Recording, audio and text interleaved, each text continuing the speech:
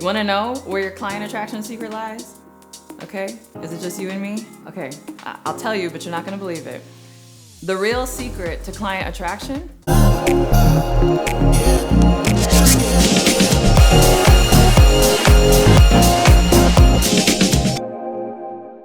Hey, CourtneyLSanders here. Welcome back to my channel. If you're new to me, I'm a full-time online life and business coach, as well as wife and mom. I wear all the hats and do all the things. But today I want to talk about the real secret to client attraction. Because I feel like with so many different marketing techniques and so much information about how to build an online business, how to be successful as a coach, how to get clients, I feel like people are getting sucked down the rabbit hole of all these various tactics and strategies, but they're really missing the root of what ultimately is going to attract people to you and really where your client attraction secret lies. So you wanna know where your client attraction secret lies?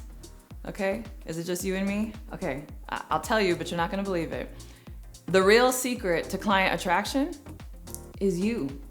Yes, you as a person, right? It's not just what you know, but it's also who you are that really activates people. And so this is something that I've been talking about a lot, both in my program, The Next Big Name, the package, but it's just so important because if you just focus on what you know or what you have to offer, you really make yourself a commodity, and there's a lot of different people who can wave their flag and say, oh, I can offer the same thing, or I can help you get that result. But the one thing that no one can take away from you is you. And so that's really a beautiful thing because one, it's gonna attract the people that are really attracted not just to what you know, not just to what you do, but who you are as a person and the way that you do it. And so some things to keep in mind when it comes to really honoring yourself and your uniqueness and using that as a client attraction tool, you want to keep a few things in mind. The first thing that you'll want to keep in mind is having a visible result. I feel like I talk about this every other video. I cannot stress it enough, but I talk about this because so many people try to get around this and they don't understand how imperative it is. Again, it is not enough for you to have an academic knowledge of your subject matter and then want to create training programs or coaching programs around that. Now, granted, you can do that, but you're gonna find that you are always in this space of competing with other, coaches or other service providers, or always having to explain your value. When you have a visible result, you know you have a visible result because people will walk up and ask you, hey, how did you get like this? How did you do this? I see you're doing whatever.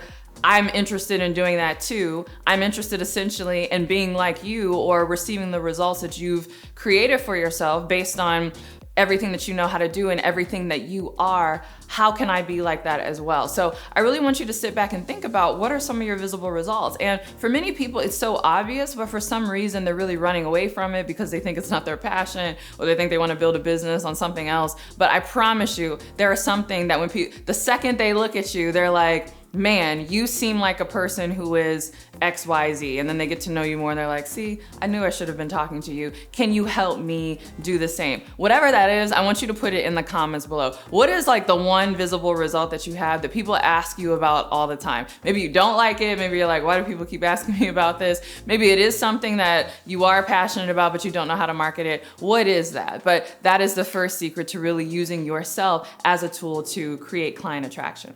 Okay, the second secret is what I call being brilliant, meaning operating in your zone of genius. I believe that everyone has a type of genius. Albert Einstein, he has a quote, I'm paraphrasing here, but said something to the effect of if you try to judge a fish on its ability to climb a tree, the fish is gonna think that it's a failure.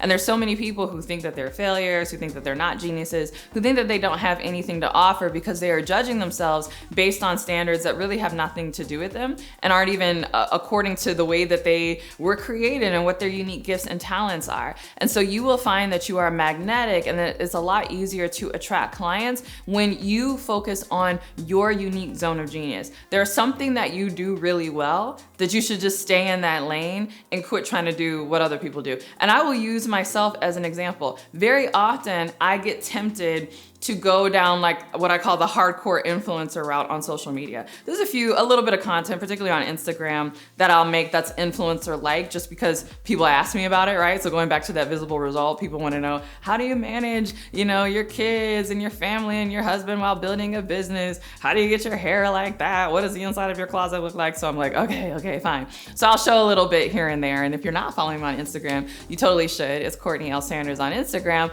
But I know at my core, I'm not really an influencer. Like I might see myself as an influential person or personality online, but I wouldn't designate myself as an influencer. But I know that one thing I'm really, really good at is coming up with insight and expressing it in a unique way. I love learning, I love reading, I'm constantly consuming information. I love breaking things down. Many of you know that I actually have an engineering background. That's what I originally went to school for before I switched to marketing and then got down this whole road of building entrepreneurship. But you could take the girl out of engineering, but you can't take the engineering out of the girl. There's a part of me that is still very much into processes and systems and loves to see how complex things break down into simplicity. And so even these topics about personal development or business, I love doing that and then communicating that in this way, both here on my YouTube, on my podcast, even on my Instagram and in my various programs. And so I will often post something on Instagram that's not influencer-like, but it might be very insightful, something that I've been mulling over or a lesson that I learned, and I'll throw up a post. And I'm always amazed by some of the responses I get where people are like, where did you get this from? Mind blown emojis, like, this is crazy. And to me, I'm thinking like, really? This is just me musing, like something that I was thinking about. I didn't think that it was a big deal, but I recognize that is my zone of genius. That's not anything someone taught me to do. That's just a unique knack that I have. But here's the thing, even though that's my unique knack, I am not unique. We all have unique knacks that if we just operate in them, literally it would like make you glow. People would be attracted to you because they're like, I don't know what it is and how you do it, but when you do it, I'm like, wow, I have to get more of whatever it is that you have to offer. So make sure that you are operating in your zone of genius. Okay, and the third thing when it comes to you that makes you most attractive to your clients is you really want to make sure that you are living and operating in abundance and not scarcity.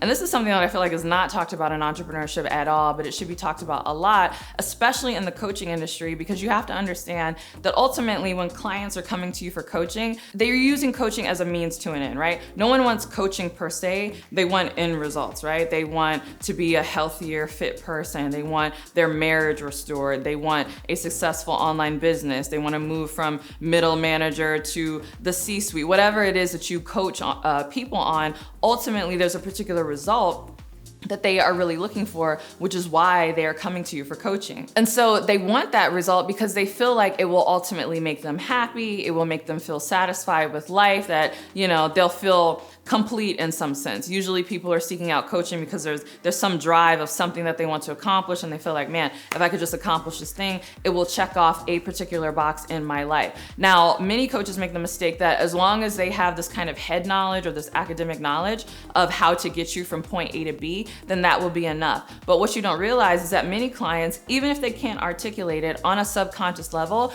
are looking for people who are truly walking in wholeness, meaning people who themselves are not in a place of scarcity. Oh my goodness, I need a client because if I don't get this client, my whole world is gonna crumble. You are most attractive when you don't need anything. You are most attractive when you are, one of my favorite words, self-possessed, right? When you have an internal quietness, an internal calmness, an internal confidence about your life, about your situation. You are content and you are really operating from a place of, I want to give something to you. I'm not trying to get something from you, right? And I know you might be thinking, but Courtney, I am trying to get paid. I do want them to give me money, but understand that is an even exchange. You're not trying to get something from them. You're trying to give them your wisdom, your resources, your ability to get them from point A to point B, and they in exchange will give you their financial resources. So it's just an exchange. It's really not a taking. And so when you walk around in life like that, people find that attractive because they're like, wow, here's a person who's really content with their life. And trust me, you don't have to be a multi-millionaire driving a Maserati in order to have the privilege of operating in abundance. This was something that I did even when I was a broke college student. I looked around my life, I looked at the things that I was grateful for, the things that I had access to, and I really fully dove into those things and enjoyed them for my own sake. And then I created content from that place. And then I tried to, sell and do all these things from that place. I remember I was living in a row house in DC. I went to school at Howard University, shout out to all the fellow HUs. Students, and I was living in a row house with 6 other girls. It was actually only a 5-bedroom house. The room that I was in, I think, was like an office or something. It didn't even have a closet. So I used the linen closet across the hall. And it was so small that I had a bunk bed that literally the ceiling fan, like I would wake up and the ceiling fan was like right in my face. And below the bunk bed, I set up a little desk for my schoolwork. But I was so content. I remember I went to IKEA. I used my refund check from school and I bought this furniture and I made it like a Parisian theme. And I remember the landlord came one day to inspect the property and he was like, of all the college students that have lived in this house, I've never seen someone make the best use of this small little room the way you made the use of this room. But that's just an example of, even though, I didn't have much and I wasn't even living on my own or in my own apartment, I was like really content and finding a bit of joy in my day-to-day life. And so I find it no surprise that at that time I was blogging. I wasn't necessarily building a business, but I was attracting a following. Even though I wasn't like this expert, I was really just sharing my musings, again, operating in my zone of genius, blogging, and I was attracting a following because, again, I was creating from a place of abundance, not from a place of scarcity, not from a place that I need you to get this, I need followers to follow me, I need to make these sales, but more so, I am so full with all the lessons that I'm learning, the life that I'm living, and the experiences that I'm having that I want to share that overflow with other people in the hope that it will help them in their lives. So with that, I hope that this was really helpful for you. If you would love even more strategies about client attraction, I invite you to join my free Client Attraction Masterclass by clicking the link below. All right, thanks so much. I hope you liked this video. If you did, don't forget to give it a thumbs up and subscribe. And if you want even more where this came from, make sure you subscribe to my podcast, The Courtney Sanders Show, on both iTunes and Spotify. And if you can't wait for my next podcast episode or my next YouTube video, make sure you are following me on Instagram. It's CourtneyLSanders on Instagram. And with that, I'll see you in the next video. Bye.